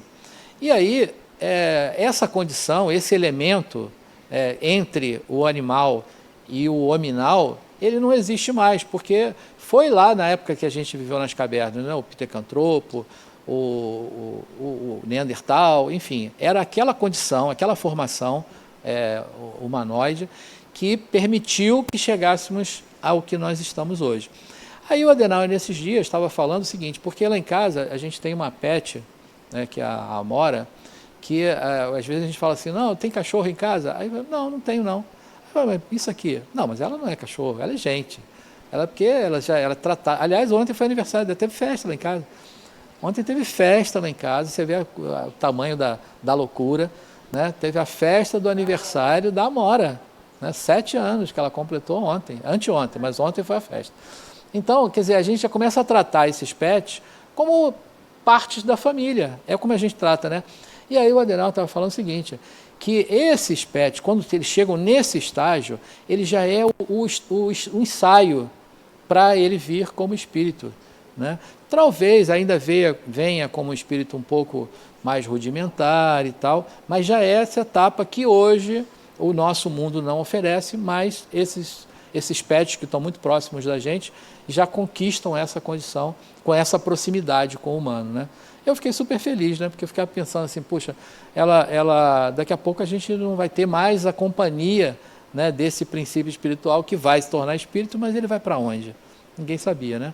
Então agora pode ser que ele continue por perto, pelo menos assim. Então, a vida nasce a partir da reprodução, né? Não há, por exemplo, reencarnação sem que seja por dentro do corpo humano, sem que seja por dentro de uma mulher. A vida se processa dessa forma. A lei da conservação, a conservação da vida, os cuidados com o próprio corpo, quanto consigo preservar da minha vida e a dos outros. A gente vai ter uma aula que vai tratar dessas leis, né? Que vai, uma vez aconteceu, eu ia fazer essa aula, e aí a gente estava no carro, e eu estava já 1h30 com o chiclete na boca, né? E aí o chiclete já estava duro. Aí a gente passou num lugar assim que tinha um campinho, né? Aí eu peguei, apertei o botão do vidro e já ia cuspir o chiclete na janela, né? Aí ela olhou para mim assim, ela falou, olha, se você cuspir esse chiclete no chão, amanhã eu vou falar para os alunos o que você vê. Você vai dar uma aula de conservação, de natureza, de ecologia, e você joga o chiclete no chão. Aí eu fiquei com o chiclete ali, o chiclete já duro, sem nada, e eu fiquei ali com ele até achar um lugar adequado para jogar o chiclete. Toda vez que fala dessa aula, eu me lembro disso. Então, o que foi criado deve ser preservado, né? Aquela plaquinha que está lá no chão assim, não pise na grama. E a gente faz o quê? Vai lá e pisa, né? Poxa, a vida está ali, né? A grama é o princípio espiritual que está ali. A lei da destruição. Então, a gente precisa dar abertura ao novo. Então, a transformação, a regeneração, a motivação para as mudanças, né? A gente está no 14º encontro. Da primeira aula até essa aqui, quanta coisa a gente já derrubou, quanta coisa a gente já desconstruiu, né, para esse novo pensamento, né, que a doutrina vai nos trazendo. Então, faz parte dessa lei. A regeneração da matéria, o processo de destruir em mim para recomeçar. Eu acabei de falar, o ponto apareceu ali. O espírito precisa de transformação. A lei da sociedade, né, e eu estou passando rápido, porque, como eu falei para vocês, a gente só vai saber que ela tem, mas depois a gente vai ter cada uma delas como aprofundamento. Não, será que a sociedade... será que fora da sociedade evoluímos sós? Não, a gente sempre precisa do outro, né? Ajuda mútua para a própria sobrevivência. O aprendizado com as diversas relações, o aprimoramento. Quando você consegue se dar conta de que a presença do outro pode ser chave na atribuição de valor da própria existência genuinamente, que complexo. Lei do progresso, vai aí. Hã? Rapaz, isso é pressão pura. Pois o pessoal, né, depõe contra um negócio desse. Então, o homem se desenvolve por si, naturalmente, mas nem todos progridem ao mesmo tempo, da mesma maneira. Então, os mais avançados ajudam no progresso dos outros. A gente falou sobre isso hoje, né? Falou que o passo da evolução não está igual para todo mundo. Algumas pessoas já se apropriaram de algumas habilidades e já utilizam, outras ainda vão precisar. Então, está dentro dessa lei aí do progresso, né? O desenvolvimento, as mudanças constantes, o aprendizado, né? A lei da igualdade, né? Essa é a outra questão, que muitas vezes a lei da igualdade utiliza recursos, né, como doenças, para fazer com que, quando a gente tem aquela questão do despotismo, sabe? Os déspotas são aqueles, né, que estão na... Sabe com quem você está falando, né? Então, muitas vezes essas questões vêm para desconstruir isso, para fazer com que todo mundo se perceba como realmente somos, né? O que a lei da igualdade traz isso, né? Somos diferentes, olha que coisa interessante, somos diferentes pelas nossas escolhas diferentes, mas essencialmente nós somos exatamente iguais, mas fazemos escolhas que nos diferenciam, né? E que nos trazem a momentos diferentes da evolução. Então, o livre-arbítrio para mudar o seu planejamento. A lei da liberdade, que vai ter uma aula só sobre isso aí, da liberdade e igualdade. Lei da justiça, a relação, o amor, a caridade. Então, tudo isso muito lindo, e vocês verão isso nas próximas aulas. Para finalizar, esse texto, corri para chegar a ele aqui, Adenauer diz lá na página 111 do livro. A ação de Deus no universo se dá por intermédio das suas leis, as quais atuam de forma harmônica e constante. A intervenção... Alguém falou? De forma harmônica e constante. A intervenção de suas leis é confundida como sendo o próprio Deus. Seu funcionamento não depende da crença nem das ações humanas. São leis gerais, universais e sempre ocorrem em todas as épocas da evolução. Então, acho que o poder de síntese, né, do Adenauer, nesse texto aí, consegue dizer tudo o que eu estou aqui há 2 horas falando para vocês, né, sobre a ação em nós de Deus através das suas leis. Essa é a maneira. E a forma com que a gente admite essas leis também é a forma que vai fazer a nossa conduta, né? Se a gente vai acertar mais ou se vai errar mais. O que, no final das contas, o que importa é o quanto a gente está crescendo, o quanto a gente está avançando, evoluindo, integrando essas leis em cada um de nós, né? Então é isso. Deixa eu ir para o outro slide, porque esse aqui só vai falar da mesma coisa que a gente já falou. E para contar para vocês, vou contar um segredo aqui. Não fui eu que fiz esses slides, não. Era uma outra pessoa que ia estar aqui. Aí, pronto. Era uma outra pessoa que ia estar aqui, que teve um problema de saúde, e aí eu entrei para substituir. Então, esse slide não foi eu que fiz, eu botei slide demais, eu colocaria menos slides, mas são todos muito interessantes, né? Mas a gente já tinha falado sobre todos eles. Então, para finalizar, Jung tem essa frase ali que diz assim, ó, conheça todas as teorias, domine todas as técnicas, mas ao tocar uma alma humana, seja apenas outra alma humana. Então, nessa nossa relação com Deus, a gente não pode se esquecer de que nós somos também criaturas dele, e a gente não tem que tratar o outro de outra forma, a não ser, né, como aqui está posto para nós. Somos criaturas de Deus, almas humanas. Então, acho que isso resume aí a ideia do objetivo principal dessa aula. Ok, pessoal? Pois não, Paulo.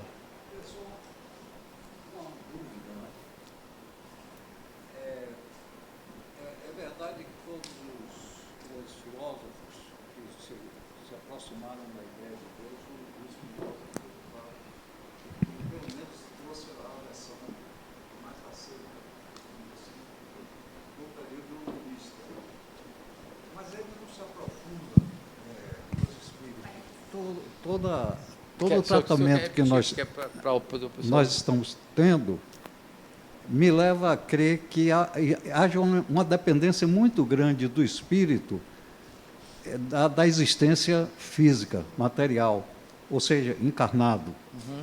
Como se ele, no mundo espiritual, também não evoluísse. Ele é estático. Paulo, aos 45 do segundo tempo, ele manda uma dessa... Né? Ele manda uma dessa que eu queria 2h30 para a gente falar sobre isso. Eu vou tentar ser, em 1 minuto, resumir isso aí. Não, o espírito evolui, né? André Luiz, inclusive, escreveu um livro, A Evolução em 2 Mundos, né?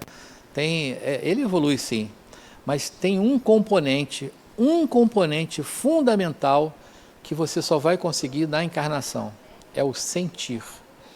E para que você se aproprie de algumas questões da vida, você só tem propriedade quando você sentiu. Tem um dito popular que diz assim, ó, a gente só sabe quando sente na pele, né? Esse sente na pele é mais ou menos dizer assim, ó, você tem que estar encarnado para vivenciar uma determinada questão, agora você se apropriou. Você só conhece o amor, a gente é criança, a gente fala do amor do pai, a gente fala do amor da mãe, a gente fala do amor da namorada, a gente fala do amor do coleguinha, né? Aí você cresce, casa e tem um filho. Surge um amor que é incomensurável. Não é mais aquele que você falava, né? Você continua tendo o amor da mãe, do pai, você continua tendo o amor da esposa, da namorada, mas algo que você daria a sua vida por aquilo, por aquele ser que está ali, é quando você sente. Então, só pode falar do amor de pai, do amor de mãe, quem viveu, quem vive, quem sabe, quem sente.